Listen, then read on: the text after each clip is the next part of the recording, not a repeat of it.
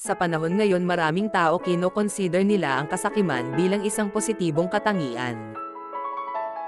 Naniniwala sila ang pagkakaroon ng mas maraming pera ay magiging mas mataas ka kaysa sa iba, kaya maling-mali sa pagiging sakim.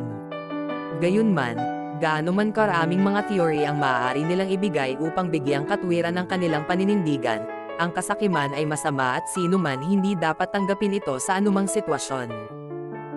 7 dahilan bakit ang kasakiman ay masama. Ito ay ugat ng krimen. Pinapatay nito ang kabutihan ng tao.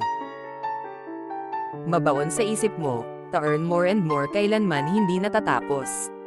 Kaya naman may gaaman sa mundo.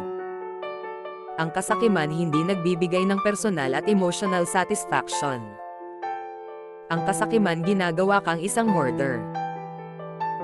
Ang kasakiman maaaring magdulot at ugat ng halos lahat ng mga problema. Ang mga tao nakakagawa ng kasalanan dahil sa kasakiman. Kumakamkam ng mga bagay ng marami upang itago ito, na parang nagnanakaw at nagsisinungaling.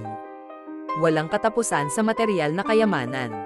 Ang masakim na tao hindi makatulog ng mahimbing, hindi maaring maging mapayapa at laging nasa panganib ang kanyang buhay. Kaya naman iwasan ng kasakiman hanggat makakaya. Thank you for watching. Please subscribe.